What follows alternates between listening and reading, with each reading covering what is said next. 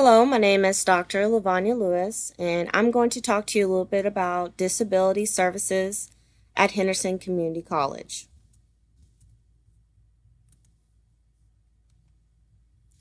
What is considered a disability? Henderson Community College uses the Americans with Disability Act, ADA, as a guide to define disability, which is a condition that substantially limits major life activities such as walking, seeing, hearing, speaking, breathing, and learning. This is all covered under the ADA, making a student eligible for services.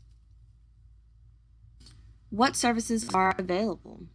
At Henderson Community College, services are based on the individual need, and these services may include ensuring a physically accessible environment, assistance with academic advising and career counseling, supportive counseling, interpreters for students who are deaf or hard of hearing, tutors, testing accommodation, and special parking.